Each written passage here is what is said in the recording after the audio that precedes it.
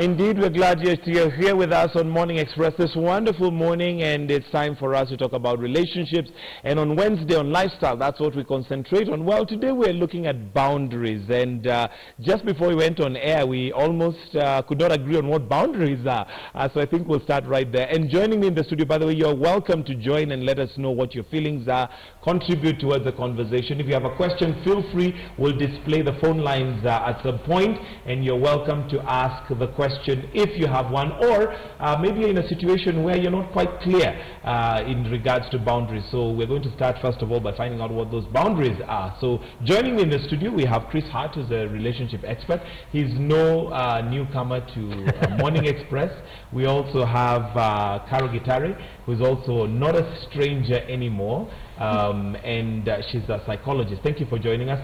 Ken Ouko will also be joining us shortly, and he's a sociologist. But let me start with you, Chris. Just before we could actually literally agree on what, whether there's boundaries within, there's boundaries without. Let's start first of all by agreeing what are boundaries in a relationship. Well, relationships are defined by their boundaries. I mean, one of the first things that a couple should do when they meet and start to go out together is say, are we dating? In other words, are we different from all your other friends? You see what I mean? Later on, you get boundary issues like, how can I interact with other people of the opposite sex, for example? What's the boundary there? What is acceptable behavior and what is not acceptable behavior?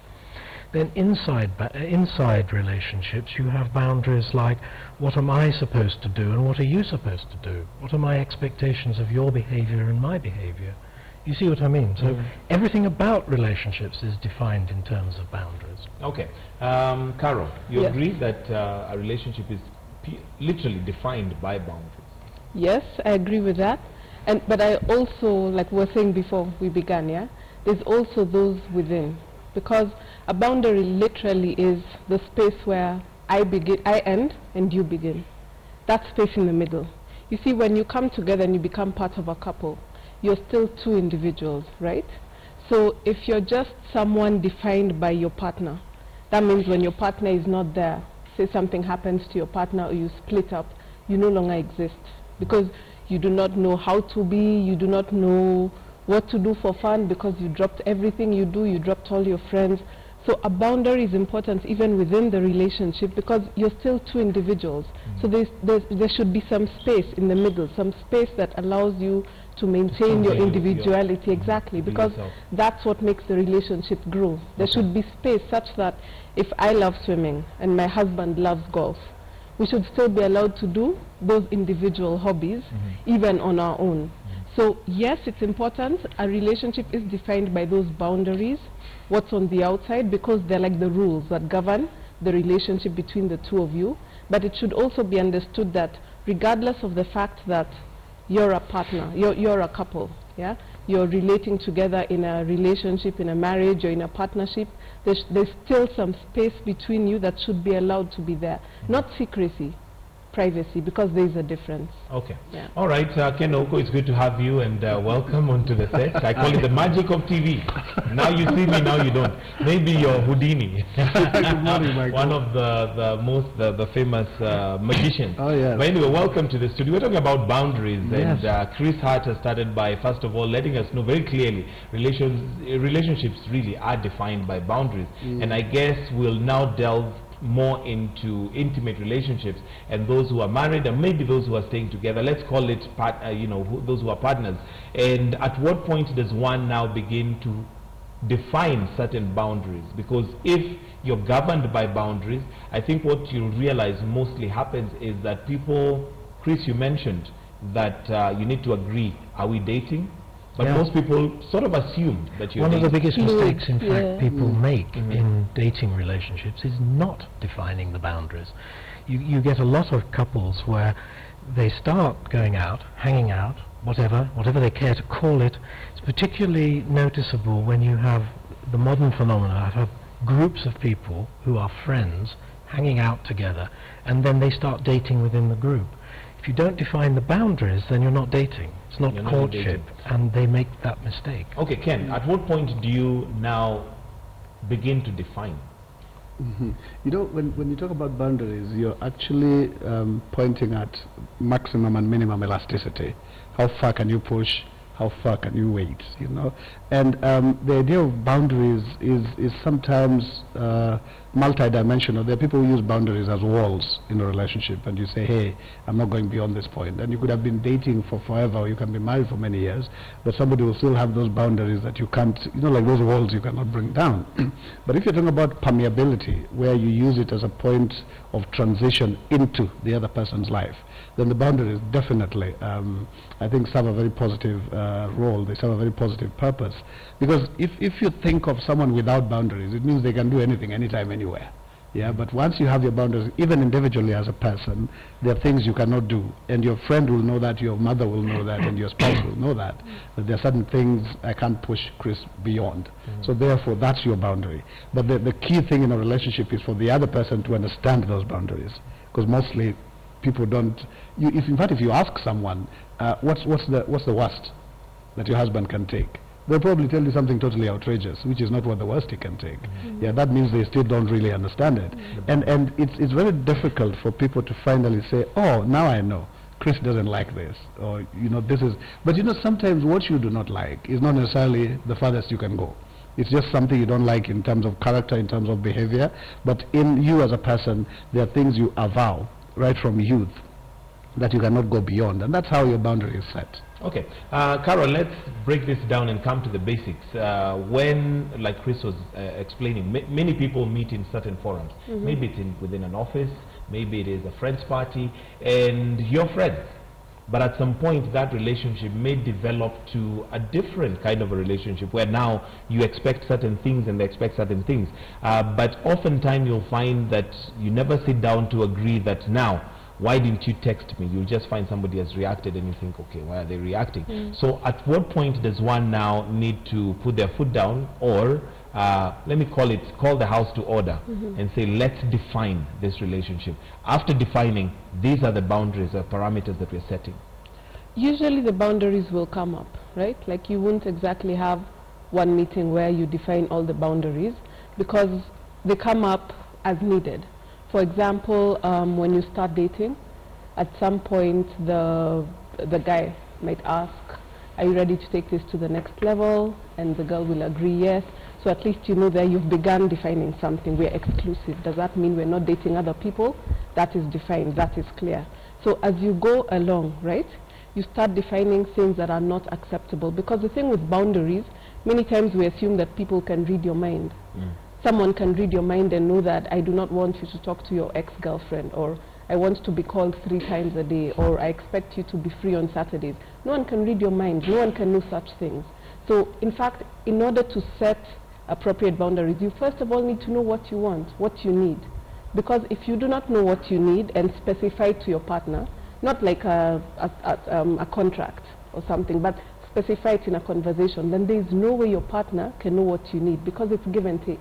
And in the same way, your partner will tell you, well, this is what I expect. I would like that when we're married, weekends, we spend together. But on the other hand, like Ken said, they're flexible. They're not walls. So that means if we have certain boundaries and we know this is the time we usually spend together, this is couple time. If something comes up, we're allowed to talk about it, and you can opt to go do something else. So there should be flexibility. But hinting does not work. It doesn't work. It won't work. Or sulking. Yet I think ladies are very good at that. No, it won't work. On the other hand as well, being vague.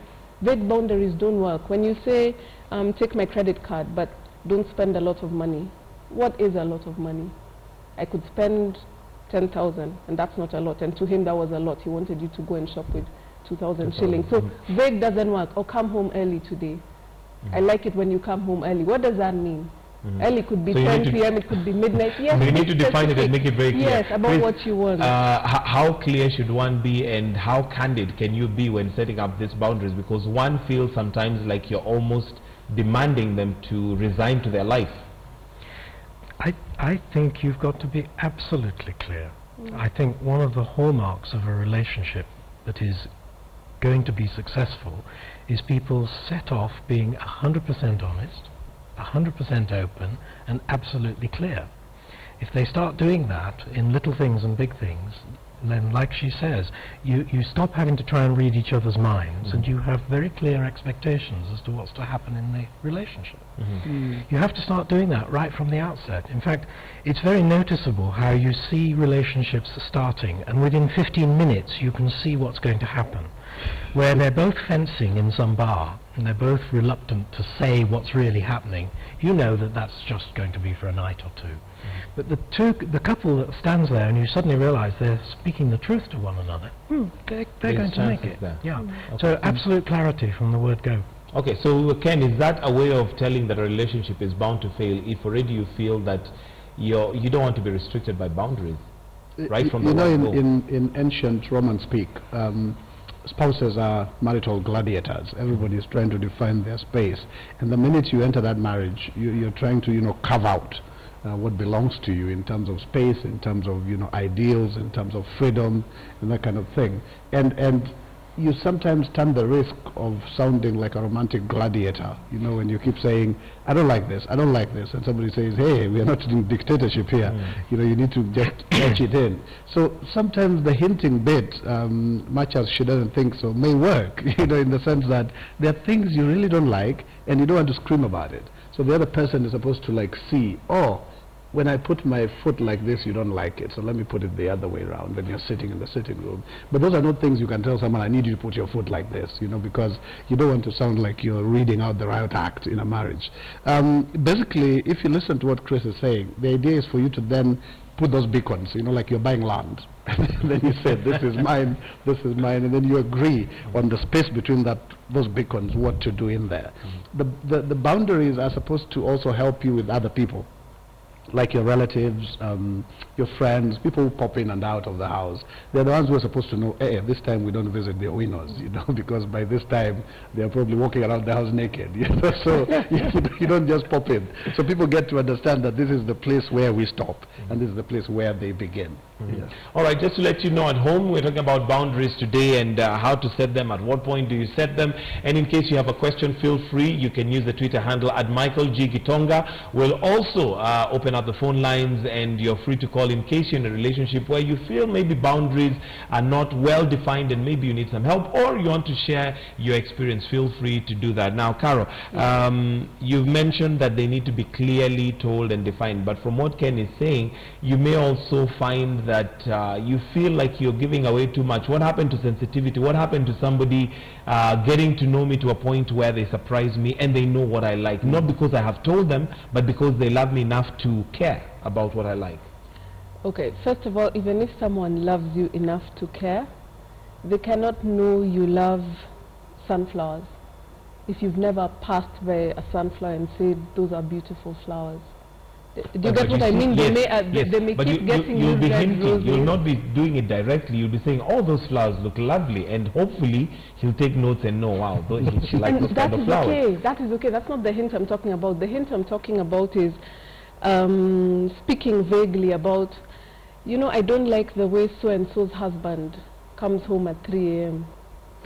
But by default, if so-and-so's husband comes home at 3 a.m. and I don't like it, I'm telling you indirectly, don't come home at 3 a.m. Yes, but if you've been coming home at 10 p.m. for the past week, you have no idea that I'm referring to you. Okay. But if you come home at 3 a.m. and I welcome you warmly, and then the next day we're having a conversation, no, it's a Sunday and we're in the house, and I say how it's so nice to be in together, and yesterday night I had prepared this lovely dinner. It would have been so nice if you were there, but I'll make it again today. That's still a hint. I don't mean you go abrasively, directly, and say, I don't like the way you wear that suit, or no, you can hint, but hinting in a way you're sure you're talking to your subject, yes. You've got to be very careful about hinting. Hinting, you can think I'm being really clear. I've made it abundantly clear to you. I don't want you going out tonight. The problem but actually, they didn't hear it that way. Yeah, that's the thing about hinting. The problem that's why, hinting. yes. So I guess then what you're saying is that one needs to be very, blunt. Clear. That's clear is the word. Polite. You can hint if you like, but it's got to be clear. Has It's to got- hit home. How do you ensure that it has hit home when you're not blunt, when you're not straightforward? You know, You Michael, this is say the what you thing, mean. Mike, yeah? Yeah. You know how women hint? Women Yes, hint they by hint. sulking. Yes, with moods. It does Which you exactly. cannot read. It And they doesn't don't get, work. it We does, don't- it yeah, doesn't they get don't work. anywhere And they because don't you work. hint. So you're in a bad mood, you sulk.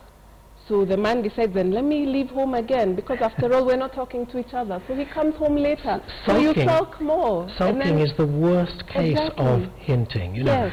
Especially I, to a don't- man.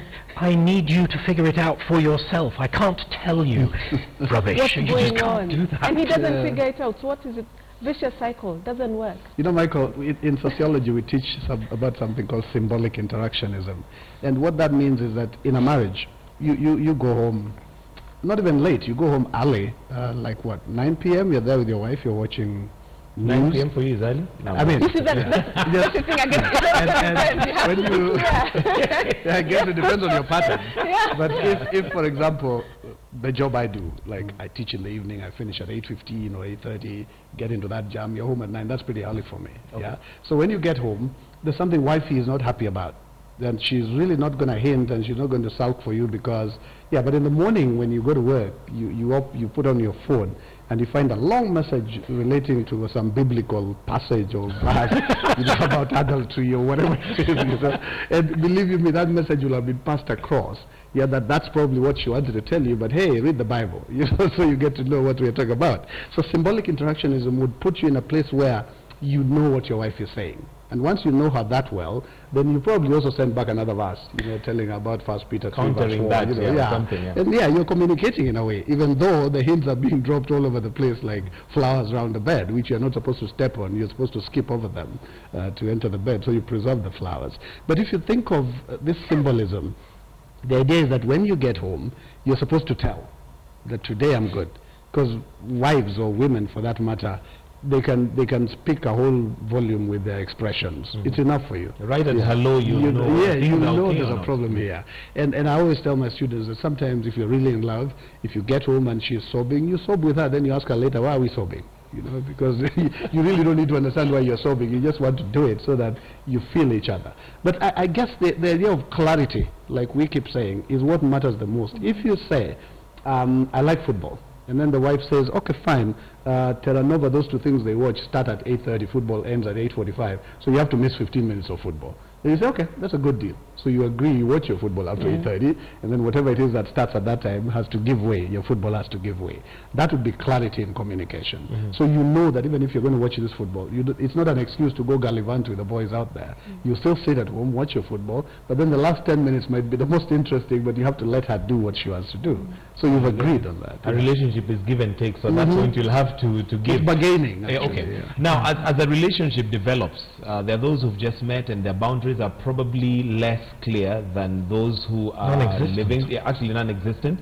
How does that pattern, or how is it supposed to ascend to where now there's absolute clarity, given that most of the times this is happening as time goes on? Just use the example you've talked about, Ken, when you get home and maybe let's not talk about home because this is a relationship that is starting. You get to the restaurant late. And she really cannot stand the fact that you came late, and she needs to communicate that. She'll communicate that by body language.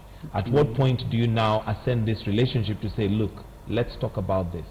There are certain things I cannot stand. If we're going on with this, these are no-nos for me. Yes, I mean, the long and short of it is that sulking when I arrive late is not going to work. It's just going to ruin the evening. So enjoy the evening. But the next time you're sitting down having a quiet chat about this and that, talk about lateness, if that's a boundary for you. It's not a boundary for everybody. Everybody needs to know how their partner, their new partner, sees each issue. And the process is basically a gradual one. When you first meet someone, you set up one or two very simple boundaries. Later on, you start growing the boundaries. You start developing them, and they define the relationship. And all the way through the relationship, as it develops from the first date through to marriage and beyond, you are continually revising the relationship. And the boundaries change as a result. I mean, what I can do in the first 3 weeks of a relationship is very different from what I can do 2 years later. In the first 3 weeks, we're probably not monogamous. It's perfectly okay for me to be going out with other ladies. But at some point we're going to say, if we're going to go on dating, I don't want you to do that. We have just defined a boundary. If we're wise, we'll define what we mean by that boundary. We'll make quite sure that we agree what it is. Otherwise, you run into the sort of problem she described, you know, don't spend too much money. What's too much? You've got to actually place the boundary. And gradually, as time goes on, more and more boundaries emerge. How do I interact with your mother? How do I interact with our children? Our stepchildren? These are all new boundaries that as each one arises, you have to define it. And the watchword every single time is clarity. Clarity. Yeah. Carol, we've talked about moods, and that seems to be some mode of communication. Now, practically, we could be talking something from a book.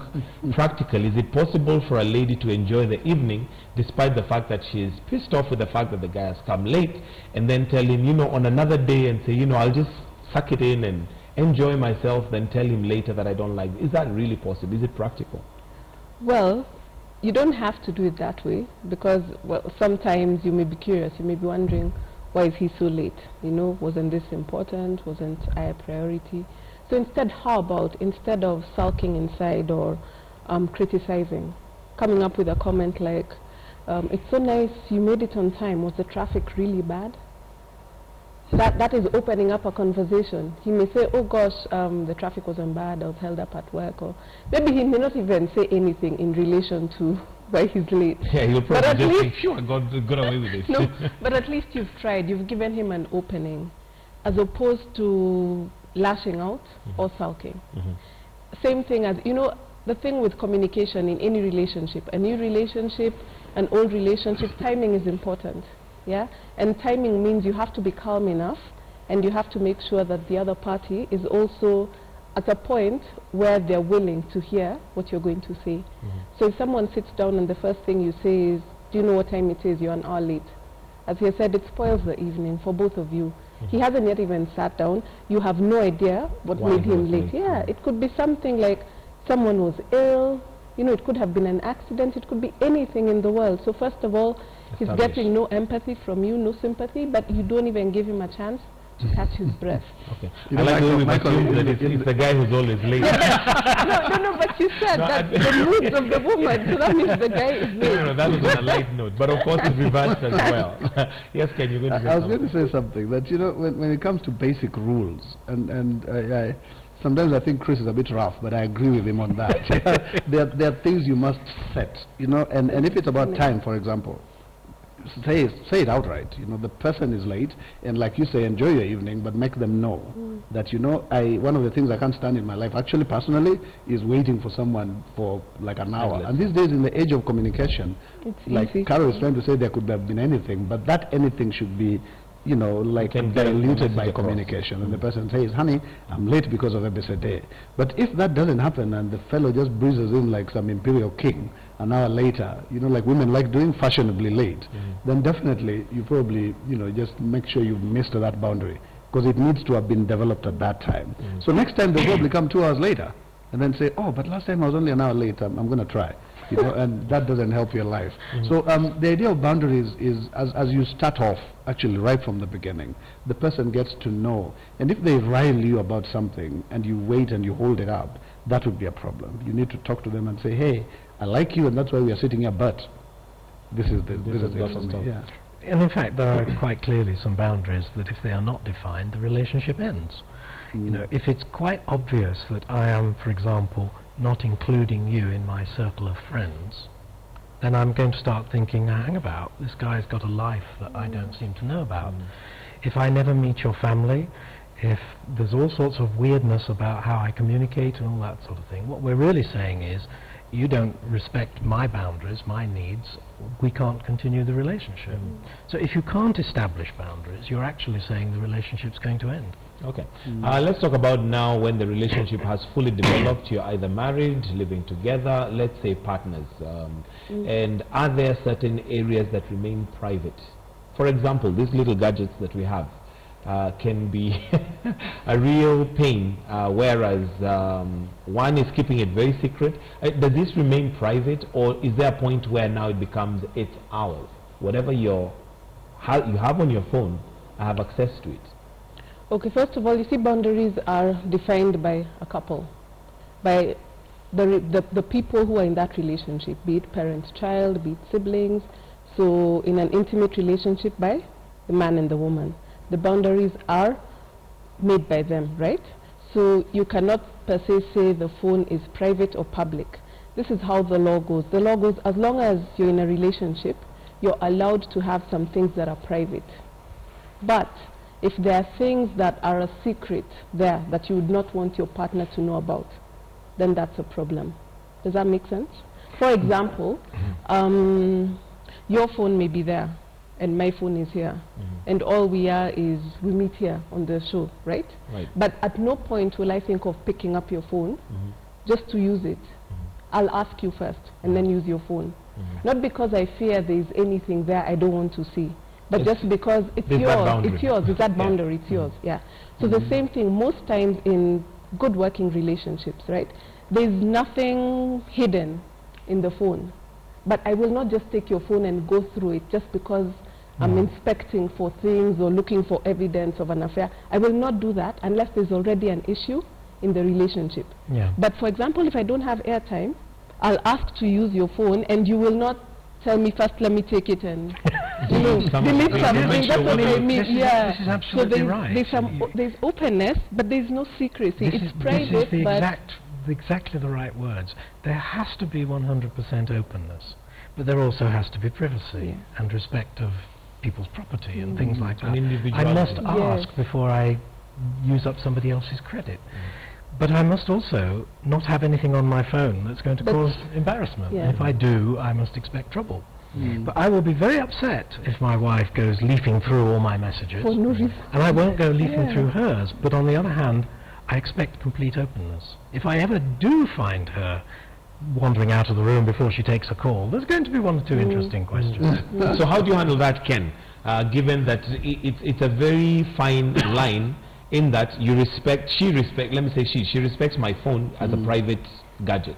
However, there should be nothing secret in here that I would fear to give her the phone. How do you handle that? Actually, if you're truly in love and if you're faithful, you'll not have a problem with what is on your phone, because even if it's a message from some crazy stalker, you just explain to mama or to whoever it is, say, oh, you can even talk to her, that girl is just crazy, and it will end there, even though there would be shady messages on the phone, but you can be able to explain them away. And that's the idea of those two words she uses, secret and private. They could be private in the sense that you're talking to your mom, and your mom is actually asking you, how is that witch who sits next to you? And that's pretty private, because that's your mother, and that's how opinion. And maybe that's how you communicate. Yeah, you know. So you actually, oh, she's fine today, she's quiet, you know, that kind of thing. That's very private. But secret is when your mother says, how's the other one? Then now you tell your mother, don't talk about her, I'll tell you tomorrow. Now that's secret. So then you don't need to have those kind of secrets if you're happily married, if you're in love with someone. But when I talk to men, I tell them that one of the rules you must have as a person is sense of decency, such that even if you had something else out there, the minute you're sitting with your wife or your girlfriend, you cannot be telling the other one, oh, I'm so bored, I miss you. That's really low for you as a man or even as a woman. Yeah, because you need to finish those things out there, and then when you're with your wife or with whoever, be the person that you're supposed to be. If at all there's someone in the office who keeps bugging you or something, you bug her or whatever it is, end it out there. Yeah, because it's so disrespectful, and you as a person, it says a lot about you. If you're sitting with this person you claim to love, then you're saying, you know, I wish I were with you at this moment. That's really silly. Yeah, so you have to find a way of going down too low. Yeah, I know, that's going a bit too low. So at some point in time, the cell phone is a total nightmare in relationships. Total nightmare.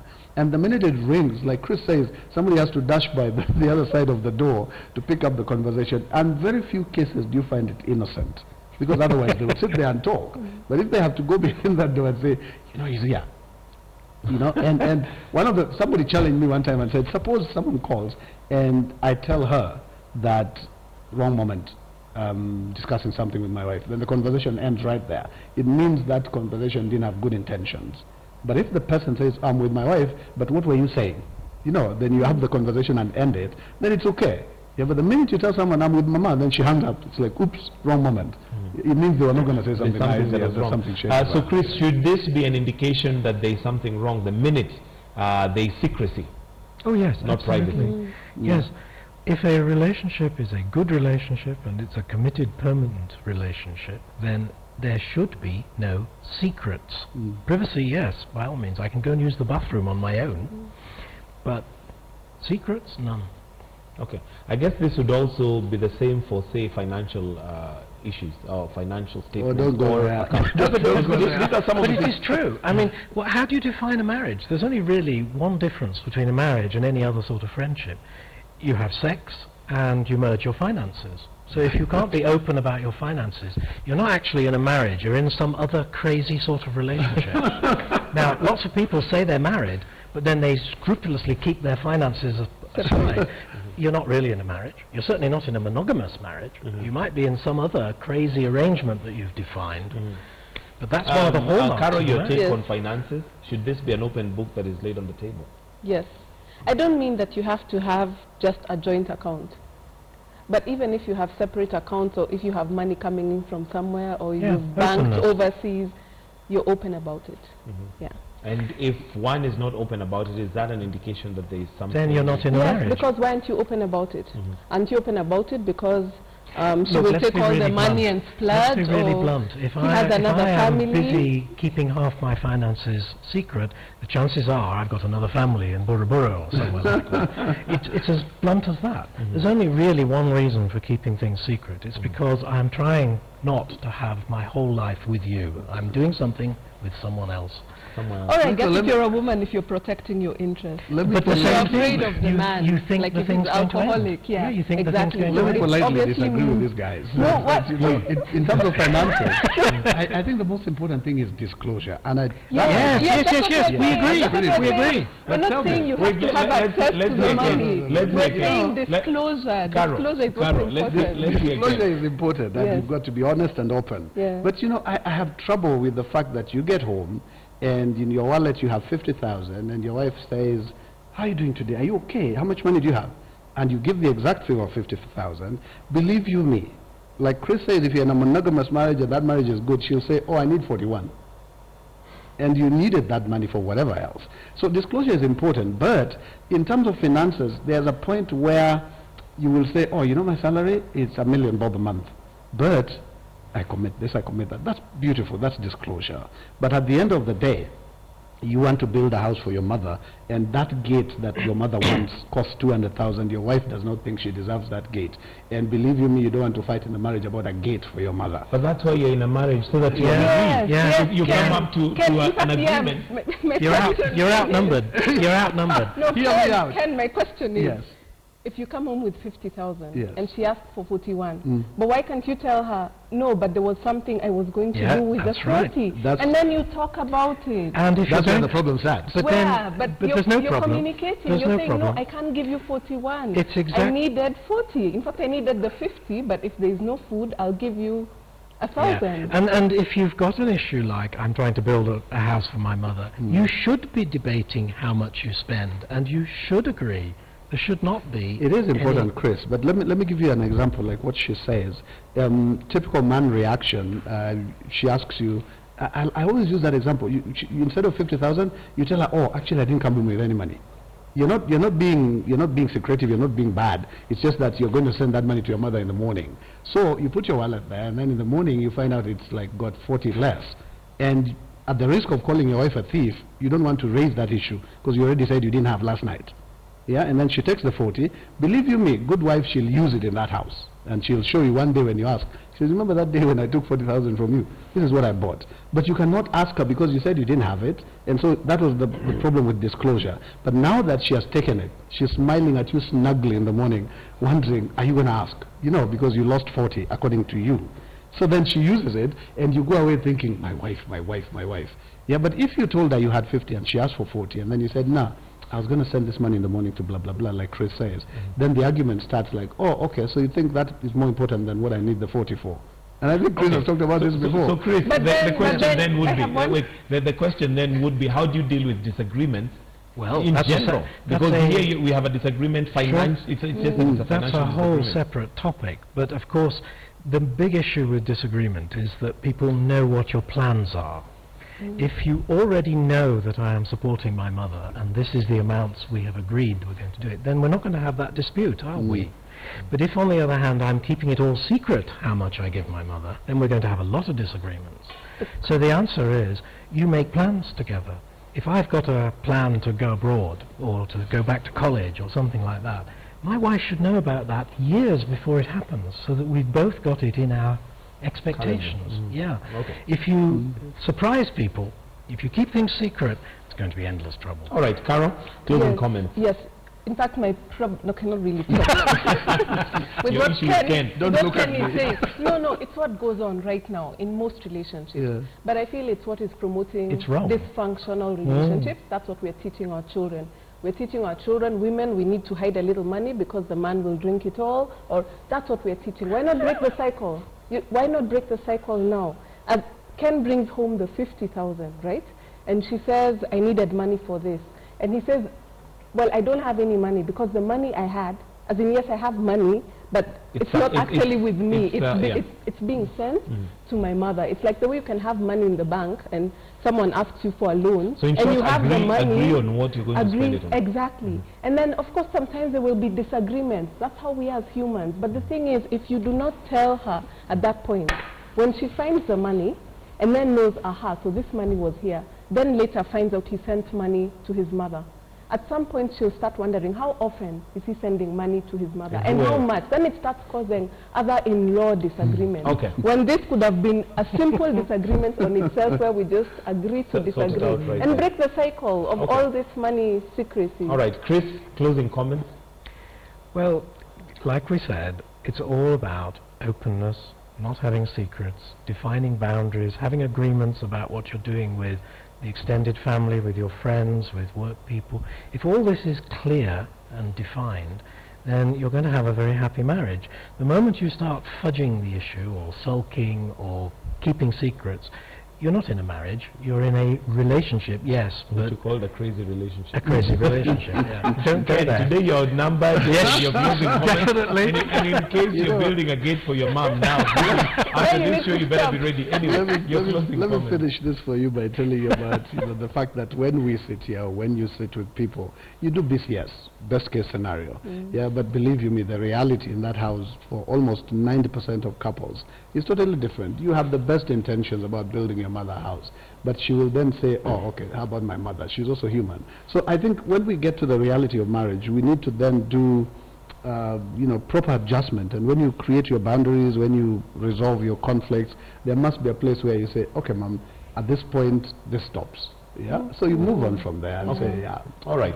Thank you very much, Ken Ouko, who is a sociologist. We have Chris Hart, who is a relationship expert, and Carol Gitari, who is a psychologist. Thank you very much. That's where we wrap up the show this morning. Thank you so very much for joining us this morning. For those of us on KTN News, stand by for the 9 o'clock bulletin. For those of us on KTN Home, have yourselves a wonderful day and enjoy the rest of your viewing. Have a good day.